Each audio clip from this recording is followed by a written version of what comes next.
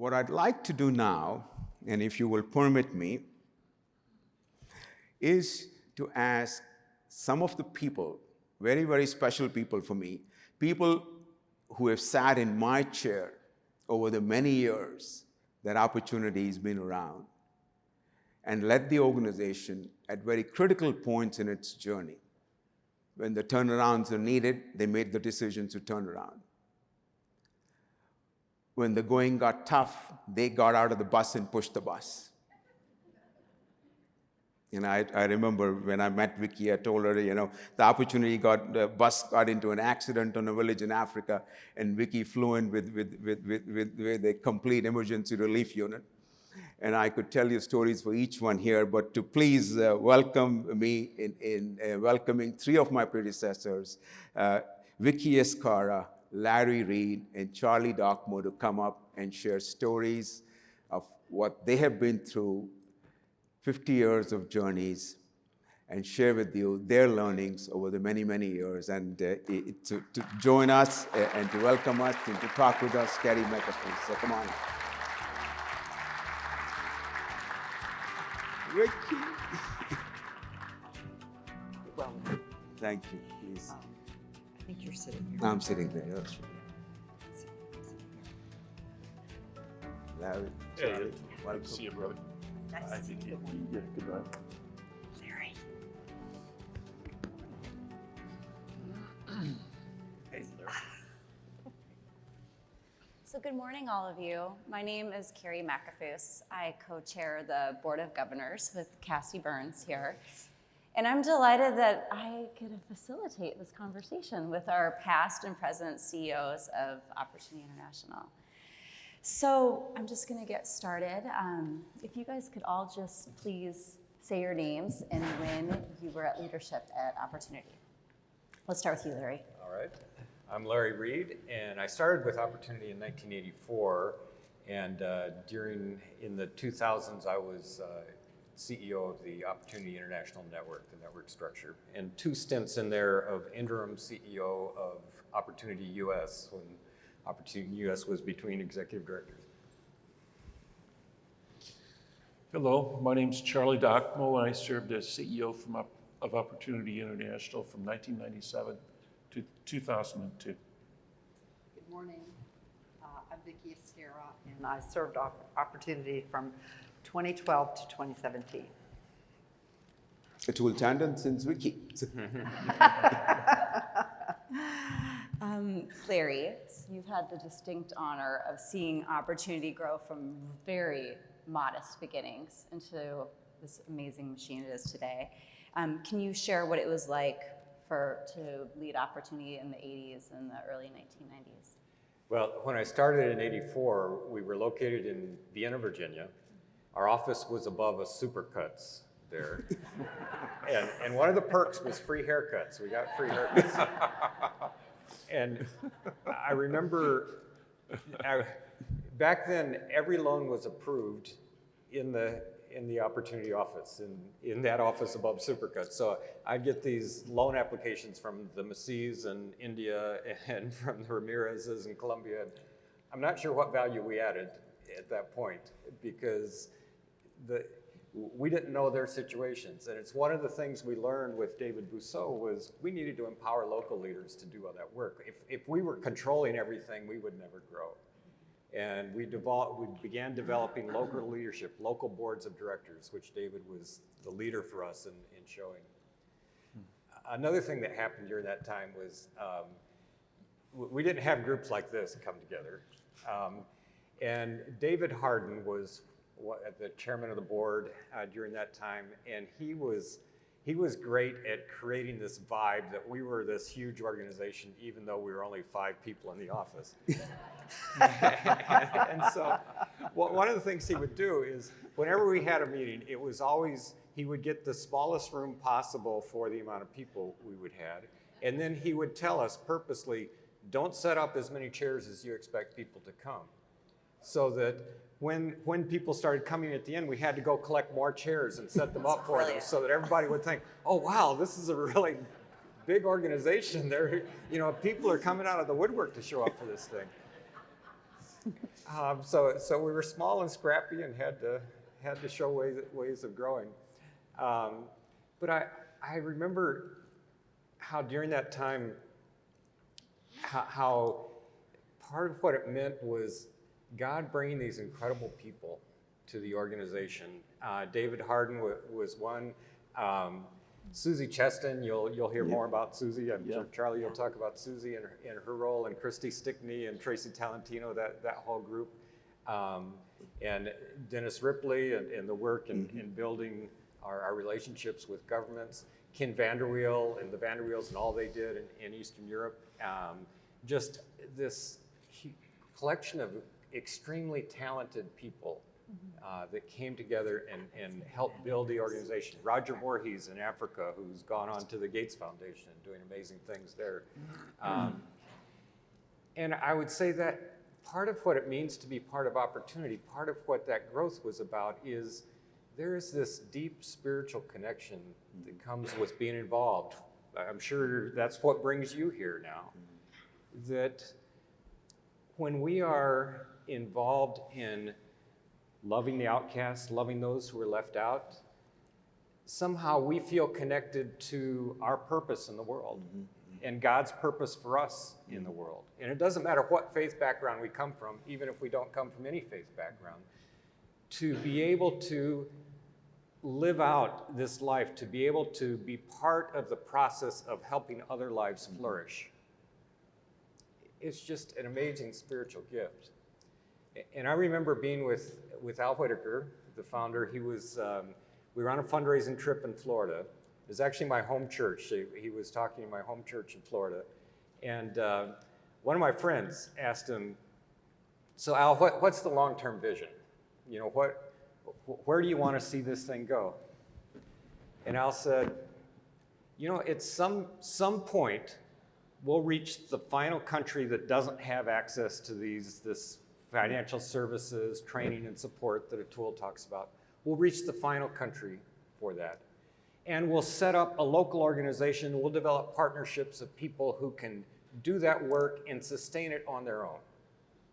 And he said, when that happens, when we've gotten to the last place that needs it and we've created this self-sustaining operation in the local place, we'll go back to our office, we'll turn out the lights, we'll go home.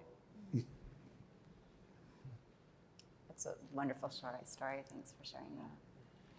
So Charlie, you took over in the late 1990s during a huge global expansion for OI. So could you tell us a little bit about what that looked like for you? Well, what does the commercial say? Hang on to your sippy cup. That's kind of how it felt like. It's like, gosh, put on your seatbelt and let's roll. And Larry had gotten the whole organization moving. I mean, we were moving at Mach 1 with our hair on fire. And I jumped on board and I realized, gosh, this thing is really moving. And one of the things I first realized was that, you know, it's really all about the clients. You know, I knew that. I had run a large microfinance organization in Romania before I had arrived at Opportunity. And it was all about the clients. But as a CEO, you realize, wait, there's a lot of moving pieces to the puzzle. And I had the privilege of meeting Dave Harden. And he was like, gosh, what an amazing man. And single-handedly built the Board of Governors. And this amazing network of folks just like you and me, you know, who are really keen to make a difference in their local communities, to really and advocate for opportunities work. Now, and so my job was not only to build on what Larry had done, but to say, okay, and the image I had was climbing a mountain. And there was this massive mountain that we all heard of, like Mount Everest. And it's an impossible climb. And at that time I joined Opportunity, there was a book called Into Thin Air about this trek of climbers who climbed Mount Everest. And they had a team, and it was solid logistics. and they had a purpose, and they knew the map, just like the back of their hand. And so, that was the metaphor that I created when I was there to say, okay, here we go. We're going to start climbing this mountain. Now, just as a highlight, we had a few cheerleaders that we recruited. One was Mrs. Museveni. She was the first lady of Uganda. And oddly, this goes back to John Crosby. Everything goes back to John Crosby. That's correct. So here we are. She lands on 9/10 in Chicago, the day before 9/11. Yeah. And 9/11 happens, and we thought the Sears Tower was going to get hit. Yeah. And everybody, the whole city of Chicago was in a panic. And so we had opportunity. We were working, we were huddling, say, what are we going to do with this Ugandan delegation coming in town? And so I said, well, I don't know, I'll go down and see them. So they stayed at the Palmer House, and I went down, and inside the Palmer House was Janet Museveni in her room and 10 Ugandan women, which we didn't know about. She brought her entourage with her. And we had plane tickets and everything organized. And all of a sudden, it was Sherry Ludy and Mark Lutz's team said, okay, let's pivot. So we hired a coach, an executive coach, a bus. And so we went on a road trip to the upper Midwest. So we plans going to Southern California, the Bay Area. We just went to Minneapolis. We went to John Crosby's church. And it was just a terrific experience. And to be in a coach with 11 Ugandan women, Mrs. Museveni and 10. And then my daughter Tina came along because, I don't know, she just loves road trips, I guess. And so anyway, but what a terrific advocate Mrs. Museveni was. And it's quite powerful. And then two other footnotes. I had two clients. One was Fabian and another was Rosita. I don't know if you see the slides going, but Fabian, they're both from Honduras, both about an hour and a half outside of Tegucigalpa. And Fabian made handmade guitars. And so rosewood in the high mountains outside of Tegucigalpa was the primo product. And so he was making these handmade guitars. Of course, he had a cousin in Miami. And of course, he not only was he successful in Honduras, he moved to Miami. His business grew, and the last we had contact with him was in North Miami Beach. And it's like, only with opportunity can you get a small microloan and start an international business. And then we had little Rosita, who just ran a dairy business, but she provided for her family. And so for me, it's Rosita, Fabian. And then, of course, without, it's kind of a segue of sorts, but we had this amazing trip to see Muhammad Yunus in the Grameen Bank. So we had a multi-sector tour with board members, board of governors, and some staff. And so we ended up visiting Muhammad Yunus, and he spent 5 days with us at the Grameen Bank and really opened up the secrets of what he had been doing for several decades. And it was right before then or soon after then, I should say, he won the Nobel Peace Prize for his work. So anyway, always an honor, always a privilege. And again, we all go back to John Crosby. Well, then Vicki, you come along, and you're also part of a major part of expansion for opportunity. And I know that you shared there were some surprises along the way. So what were some of the biggest surprises Just you, one or two. for you as you joined? So I think I'd be remiss if I didn't honor Chris Crane and Bill Morgenstern and then H.E. Chewbacca, who filled in the spaces in between Charlie and me. So they're with us today, even though they're not with us physically. But I remember interviewing with A.T. Chewbacca, and he's scared, and I'm not easily scared. I know most of you know that, but he scared me to death. It's probably a picture over there.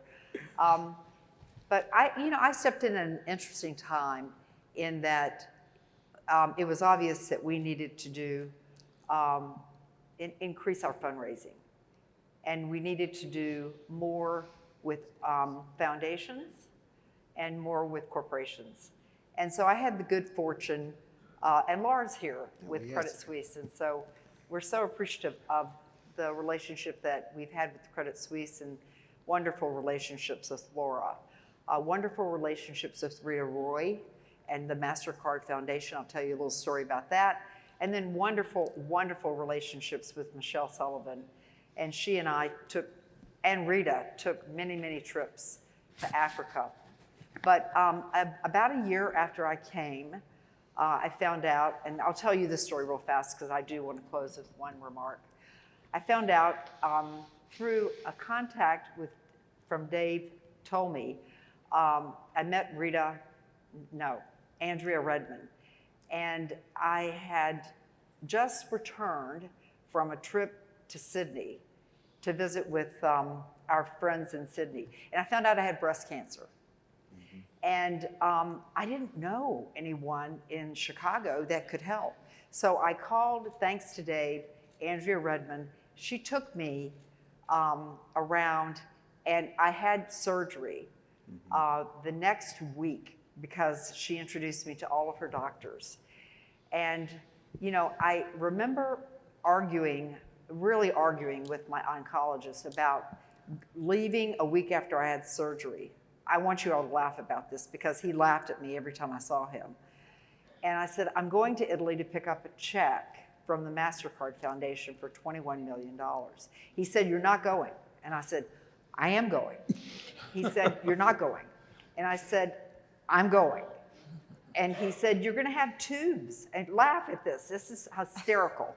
And I said, I'm not going to have tubes. I'll take them out myself. I'm going.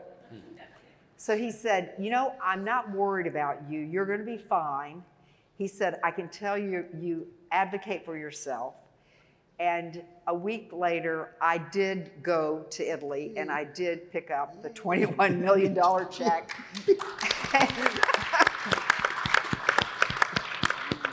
And he said, you can go, I'll take the tubes out, but you've got to come right back. And so I came right back, and the rest is history. And I believe, and I'm very, very healthy today. I know many of you have asked how I'm doing. I'm 8 years cancer-free. I saw Andrea this week. But with that incident, we started a prayer group around the world every Monday morning. And, it's the most humbling thing. I think it's still going. It is. It's still going. It is. Because I would get on the call, and I did work almost every day for a year when I went through chemo, thanks to God and that prayer group. So that was life-changing for me. I did a lot of traveling. And the pivot that Atul talked about is one I do want to briefly mention because we did make the pivot from owning and operating banks to partnering with financial institutions. And Mark Lenz, who was on our board and is a dear, dear friend, and was the treasurer for the Bank of America, went with me to see all of these central bank people. And who am I, a marketing person from Delta Airlines? And he presented beautiful cases around why we would be a good institution to work with. Case in point, Larry was telling me this story about Malawi. When we opened the bank in Malawi, we were the only institution that would fund the poor. Today, there are 17 financial institutions in Malawi. So we took the capital and we put it into programs and into training. And, I'm really pleased to see how well we're doing.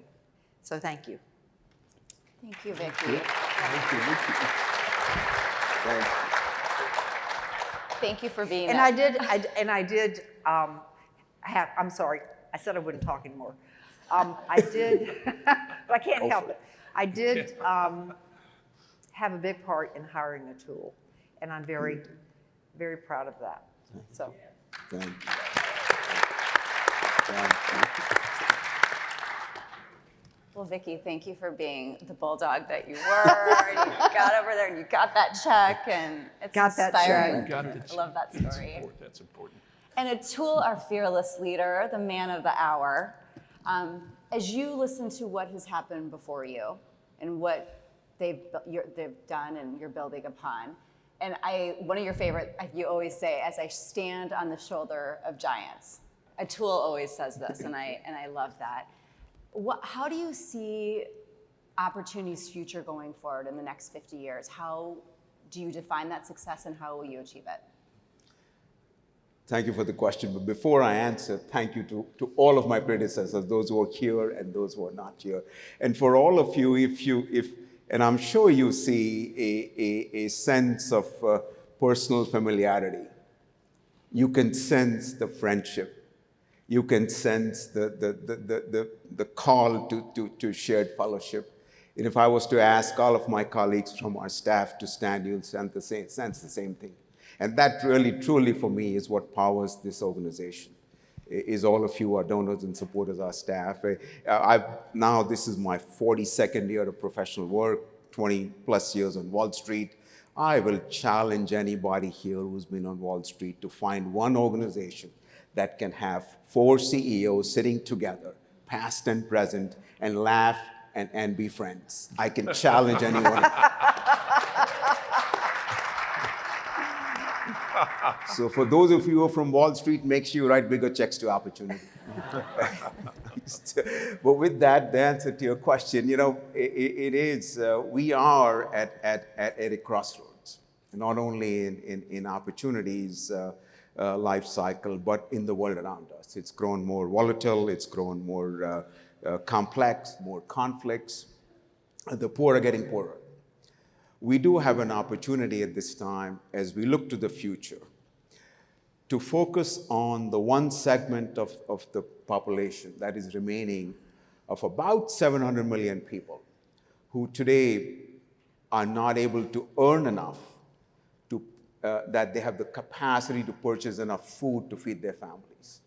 So it's a very simple equation in some ways, is how do you get those 700 million people the earning capacity?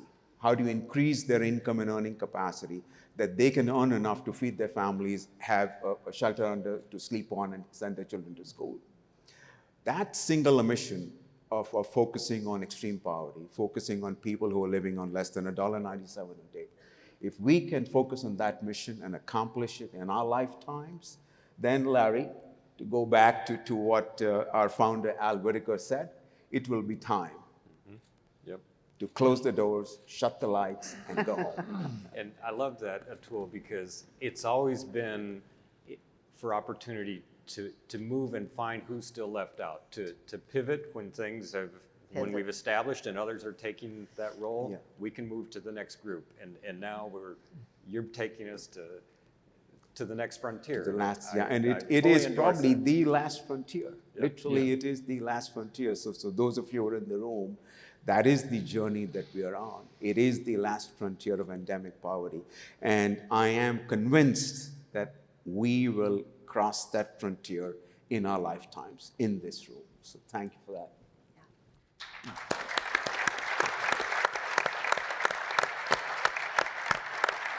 And I want to have Vicki go across the line with that check. Happily. I have one more question, and we'll just go down the line again. We'll start with you again, Larry. If you had one piece of advice, one wish, one prayer for the next CEOs that will join us on stage in our centennial celebration in 2071, what would you say? What advice would you give? I would say continue to build on the spiritual connection we have. that we have this connection with the Almighty helping to guide us. What has made this possible through all this time is us fallible people making mistakes along the way, that we had God's support for what we were doing, because we were doing what God has called us to do in the world, which is to make a world where everyone can flourish.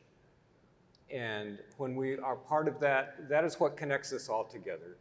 The joy that we have in being part of that mission, connected with the joy of people who were able to feed their children and send them to school, that is what unites us. And I would just say, keep building on that, because that is what has sustained us through all the years. Beautiful. Charlie? Yes, I would say continue climbing the mountain and continue growing and developing. And there's a model of leadership that talks about being learning centered. If we're green, we're growing. If we're ripe, we're rotten. And it's the whole idea of learning and continuing to learn, continuing to climb the mountain, being bold and courageous. That's what I would say. Vicki? So I've changed my mind about what I was going to say. Surprise, surprise. I really learned from being with all of you at Opportunity that just because we're born into a zip code of 60611 doesn't make us any different than those that are born in Uganda or Indonesia. And I really learned that from sitting on the ground and sitting in tents. And so I would leave that coupled with cross that line. Yeah. Cross that line. My advice would be people matter. Find yourself people who have a strong affiliation and resonance with the vision and the mission that we have. And surround yourself with as many of them as you can. Set your path and start the journey. Have the faith that God who's brought us here will accomplish the journey. And we will get there. We will get there. We will get there. We'll get there. I know we will with your leadership. Well, I'm so happy that I've been able to be up here with all the CEOs. So may I just add that if there are people in the room who'd like to be CEOs please raise your hand, and we will set up a mentoring cohort right here for you. That's a promise, and it'll be a privilege for all of us. You didn't know it was a recruiting portion of the morning as We'll well. set up a coaching program. Yeah, it was Of course. Yeah. perfect. And there are people in the room who'll fund all of that for all the years. So, Yeah. this is a home. Raised your pedal now for that. Well, it's been an honor to be up here today, sharing the stage with these magnificent people. Love hearing from you, and I can't wait to hear more over the weekend. And what we've learned today is what we do in the U.S., it's a big part of Opportunity International, but there's a lot more going on all around the world. It's a complex organization. And in the room today, we have a lot of leaders from all over the world that run the different Opportunity offices. And I was going to ask if you could stand up and please come join us on stage. Yeah. So we could see your faces. Come on up. Give you a Scott round of Walters, applause. Dan Murray, Tanae, Sanish, Brian, Tony, come on. We need you up Thank here. you. Likewise. Kwame, Roberto, come on. Deborah Foy. Ryan? Oh, Thanks, good day, mate. Hi. Nice to meet you too. Hi, mate. Come on up, come on up. Oh, Brian. Yeah. Hey, Love you too. welcome. These are all the faces that have made Deborah. Opportunity a thriving Hey. international There organization. she is. Please, You've Deborah. grown up. Hey, good to see you, brother. So good to see you. So if we get a final round of applause. Hi.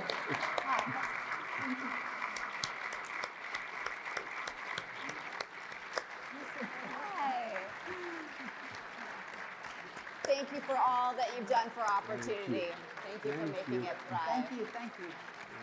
You're all grown up. And you're free to exit off the stage. Thanks for coming up here. Thank you.